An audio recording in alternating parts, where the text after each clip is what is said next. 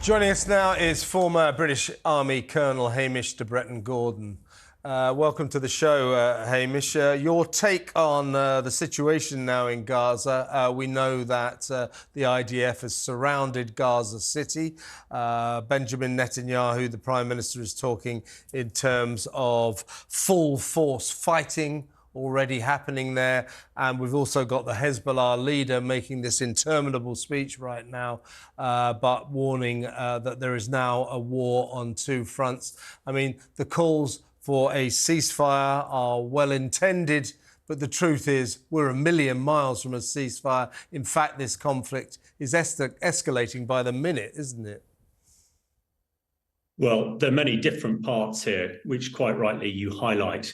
You know, the thought of a ceasefire, I think, is a dream. A ceasefire would create military paralysis, and as the Israelis seem to be getting hold of Hamas, and their devoured intent is, number one, to save the hostages, 240 of them, and number two, to neutralize Hamas. And what we're hearing coming out of Lebanon from the head of Hezbollah, and I hope those protesters marching, supporting Palestine now know that they are marching in support of one of the key terror leaders in the world. So I think it is. I don't think we should be too deflected, and I think your analysis at the beginning is absolutely right here. This is a terror leader. He doesn't represent most of people in Lebanon, as Hamas don't represent most people in Palestine. If you had a vote today, these people wouldn't be in. These are terrorists who want to see the end of Israel and want to see the end of Christian countries like ourselves. And you know, you mentioned quite rightly the Russian involvement here with their DNA all over it. Now, some people might be surprised to actually learn that Russia is a Christian country. And this man, head of Hezbollah and head of Hamas, they would quite like to see the end of Russia too, but they want his weapons. So there's a lot of strange things going on here. But most importantly at the moment, it is that, first of all, Israel does dismantle Hamas and save the hostages, but with the minimum of collateral damage and civilians. But when Hamas are putting civilians in Gaza in front of them as human shields, it makes life incredibly difficult. But I agree. The last thing we need is escalation. But let's see what comes of it, because I'm not sure that your man Nasrallah is necessarily talking for a great deal of people across the Middle East. And as you say, there are a lot of people like the Saudis, the Qataris, and others who are looking at this very closely and certainly don't want any escalation beyond what's happening in Gaza at the moment.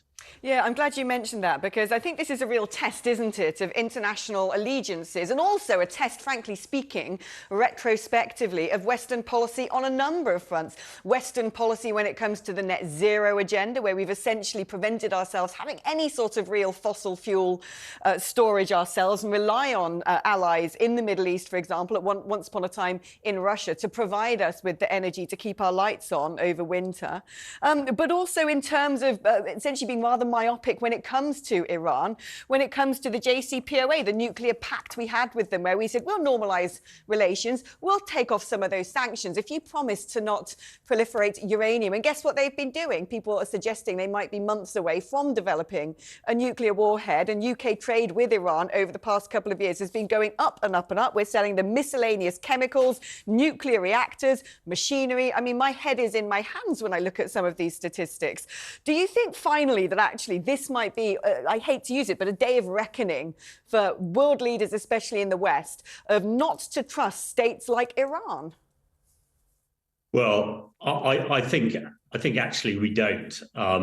Iran has been the purveyor of terror across the Middle East for a long time now.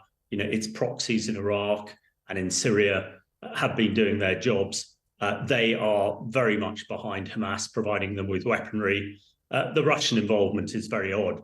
We know that the Wagner Group have been training Hamas.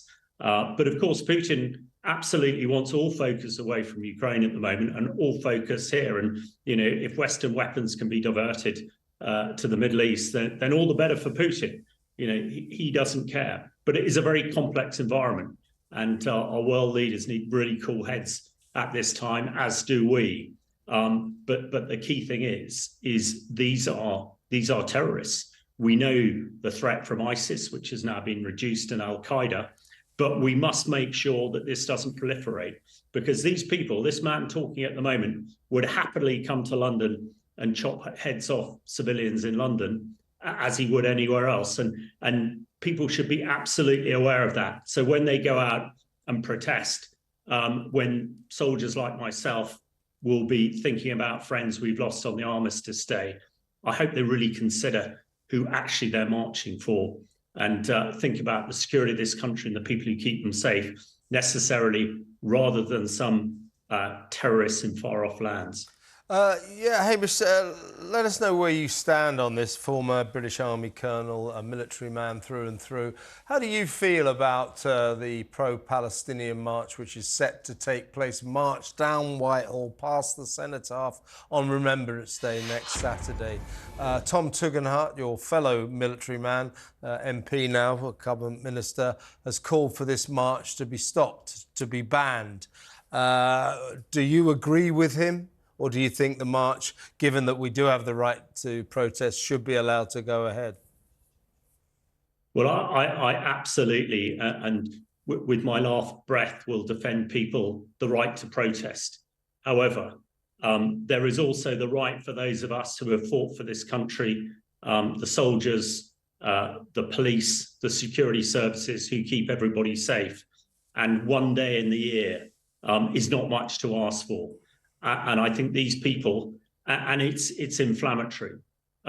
We now, or certainly the man speaking, the head of Hezbollah, is saying they're speaking for him, they're marching for him and his flag. Now, I'm sure 99% of them aren't, but it's about perceptions. So I agree with Tom Tugendhat, and I think every other military person. You know, we are generally a very quiet majority who get on with our stuff and ask for little. But on this one day where we remember men and women who have sacrificed their life for this country across millennium, to have a protest like this, desecrating some of our sacred ground, I think is a disgrace. And I hope those people who are planning to do it, you know, hold off on that day. They can go tomorrow, they can go every day of the week, but leave Remembrance Day alone. I mean, do you think one of the problems here is a complete lack of leadership? We've got this bloodthirsty basket case proselytising to his people and all of his terror associates around the world. But meanwhile, in the UK, you've got Keir Starmer talking about Islamophobia, removing a poppy. You've got Rishi Sunak glad-handing Elon Musk at an AI conference, while people like Kevin and I have to try and defend our views, which are frankly unfashionable out there in the general public, by saying, look, what these people marching for, as you said, is something they clearly don't understand. They're essentially supporting terrorism. Without our Prime Minister standing up and addressing the country on this, what hope in hell do Kevin and I stand of people listening to us? Well, it's certainly a challenge, but I do respect people's ability and right to protest. And I support Palestinians. I support Lebanese people. I've rescued people from Syria. Now, these are innocent, good people. It is the terrorists. It is Hamas. It's Al-Qaeda. It's ISIS. It's Hezbollah. These people do not represent the rank and file in this country, the Middle East, or wherever. And people need to understand that. And they won't. And it's very easy sitting in your comfortable chairs, you know, across the UK or across the world.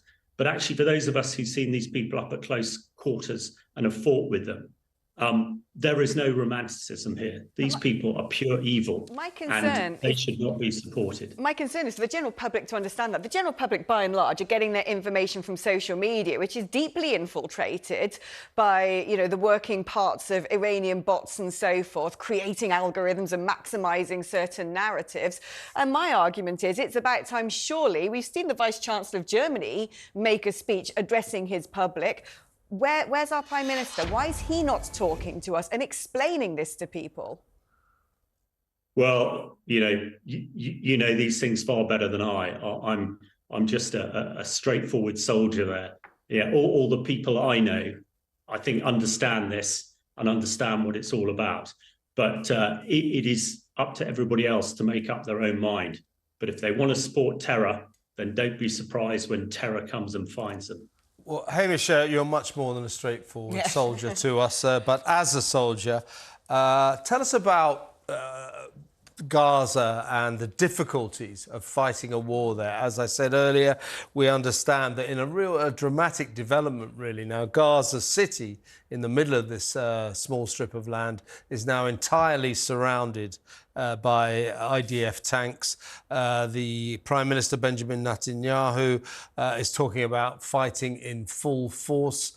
But cities, densely populated areas, are notoriously difficult to fight wars in, are they not? This is the worst terrain. So if this battle continues, and it looks as if it will, are we talking about a long and bloody campaign, given that, we know that much of Hamas is sort of embedded in these tunnels underneath the city? I mean, just how difficult is this war going to be?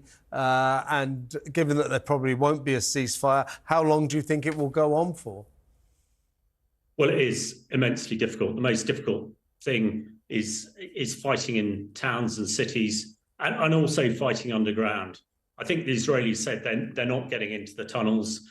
What they seem to be doing is sealing the tunnels and destroying them, as we've seen. And that's Hamas's heartland. That's where they are. That's where their weaponry are. But the challenge of actually then finding 30,000 terrorists amongst 2.5 million is a huge challenge. And, as I said at the beginning, when Hamas are quite happy to throw women and children in front of them to protect them, life is very difficult.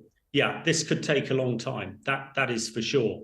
I think what we really need, and I think what people are trying to do, is to remove the civilian population from the terrorists by moving them to the south. I think something that should be considered is a massive humanitarian operation, not a ceasefire, a massive humanitarian operation on the coast in the south, so that people who are starving can get down there and get fed, and the Israelis can crack on with finding and eliminating Hamas. But yeah, this is the most difficult type of warfare. The Israelis have been fighting these people for decades, and that's for certain. So it is hugely challenging, but the Israelis are probably the best trained and prepared to do this sort of thing. And what we need to make sure it doesn't escalate beyond Gaza, and certainly into Lebanon and a wider world. But yeah, it is the most difficult type of warfare one can imagine. I mean, Egypt would be critical in any sort of operation to get people out of the Gaza Strip, the Rafah crossing, controlled, of course, by Egypt. And in terms of taking Palestinian refugees, their leader turned around and made an address saying that before he would take Palestinian refugees, he'd rather see millions die. He doesn't want any encroachment upon his territory, to use his particular words. I mean, how critical are our relationships with countries like Egypt, and how good are those relationships? Well, I think the number one thing to consider with the Egyptians, what the Egyptians don't want are the terrorists. And Hamas have gone into the Sinai before and killed Egyptians. So, yeah, one can understand that. I'm sure it's not that they don't want Palestinians. They don't want the terrorists. And if there are 30,000 or so terrorists hiding in Gaza, then it would be very easy, potentially for them to slip out.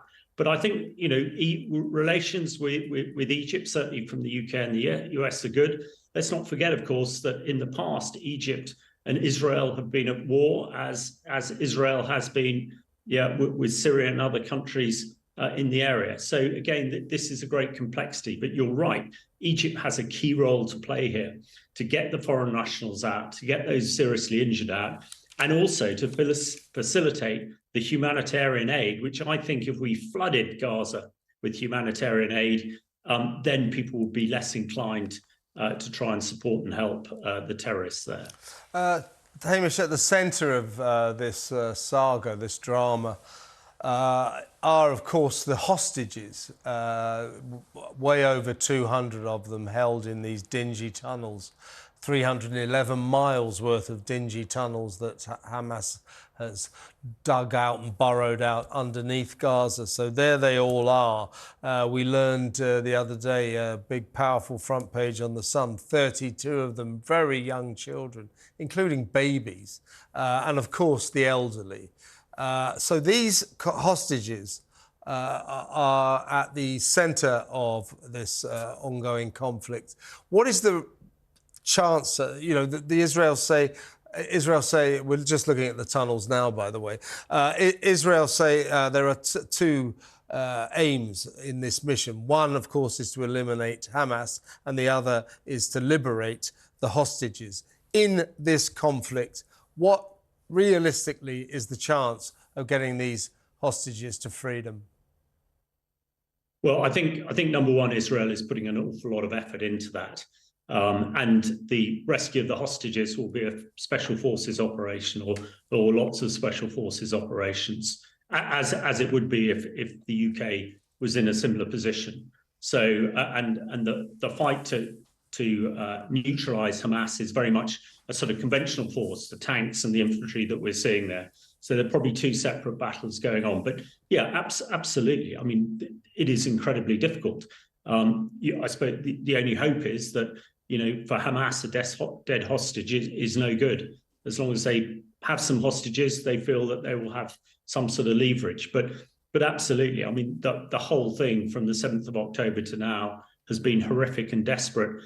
But I think hopefully people are beginning to understand around the world now how evil these people are, and they must be neutralised. Otherwise, this sort of terror is not again to threaten people in the Middle East, but it's going to come to our doorstep as well. Yeah, I couldn't agree more. Thank you so much for such a candid and concise analysis there, Hamish de Bretton-Gordon.